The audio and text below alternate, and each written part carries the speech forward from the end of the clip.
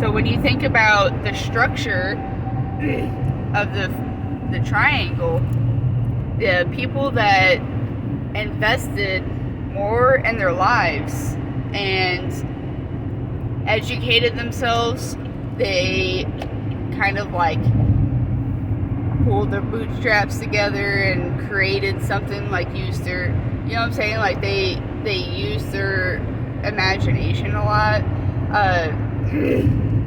These type of people had better structures within their own security and stuff like that because they believed in themselves.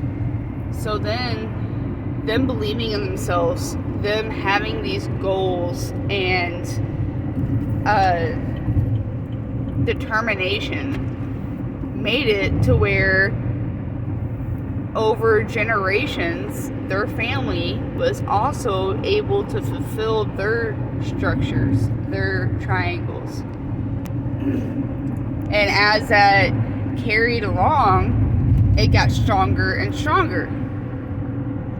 When you are from a family of hurt, of trauma, of brokenness, sometimes it's hard to look at those families, to look at people who have experienced those things and not feel that singe of, like, I guess, jealousy, of like just want of that, you know what I'm saying? Because that's a human need. That's a basic human need, is that togetherness, that structure, that foundation, that family, like that actually is something within us that we're supposed to fulfill. And I don't think that's wrong of us to want that, but sometimes whenever we aren't fully aware of why we feel these ways, and we kind of let these hurts and these traumas and these issues that we're dealing with and our family has dealt with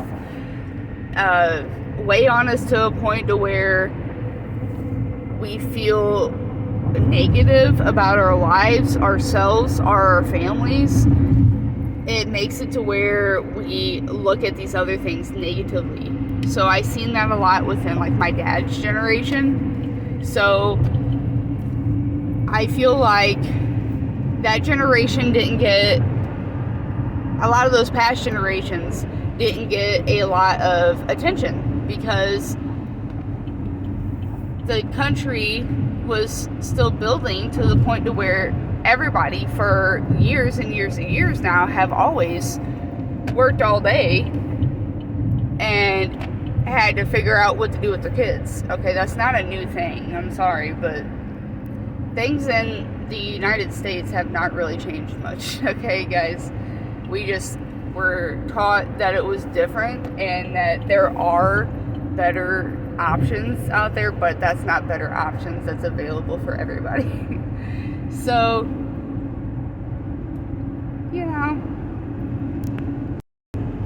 so while they were trying to find childcare and stuff like that, usually back in the day it was more common to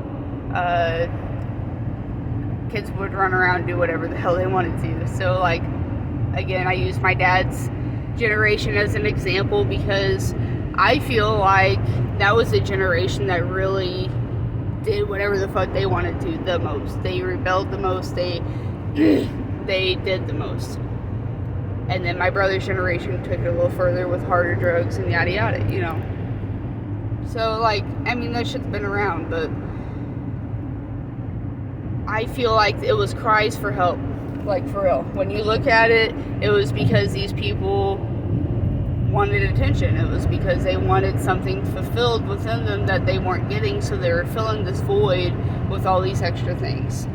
And over the years, with this filling the void, that's not only not building a structure or a triangle, that's like sucking it into itself. That's like spending money before you got it type of shit. And that, again, burns energy. What you're doing is you're offering energy for a cost. You know what I'm saying? Like, and that affects things. So like when you're burning yourself out and you're doing all these things to get ahead and it's not working, instead of doing more, sometimes we have to do less. So sometimes we have to sit back and we have to accept that we are doing as much as we possibly can and ask for some guidance, ask for some help, because like self-care is important. Sometimes we get this idea that mental health is something that we're either born with or it's established in our 20s. It, you know, come on, man. What? You can't drive. Sorry.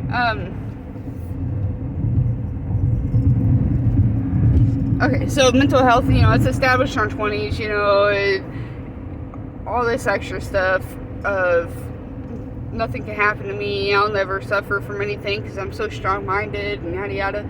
Well, I hate to break it to you, but mental health gets worse after your 50s. So, you know, it's really common in nursing homes and things like that to see people that were really on their game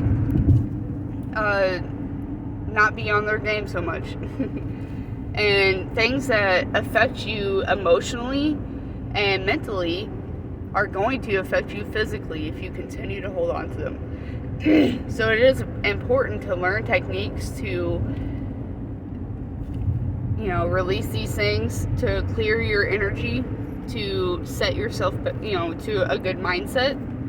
And always keep in mind that what you're cashing in today, what you're like putting work into, what you're putting your energy into, is what's going to grow. It's what's going to establish into something more. And you always want to keep your mind in a point of view of where you want to be and not where you're at currently. That's not living in the future. Meaning you want to be present, but you want to be grateful.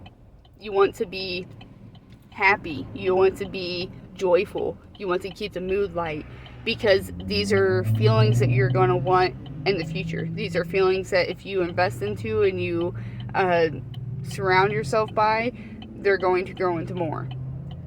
Always invest in yourself. Grow yourself, and it will also grow the money around you. It will also grow the energy around you. It will increase the care of others around you.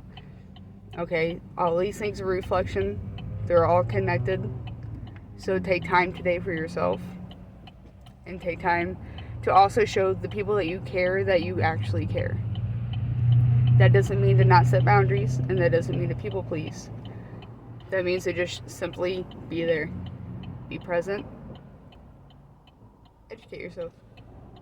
Alright? Have a great day.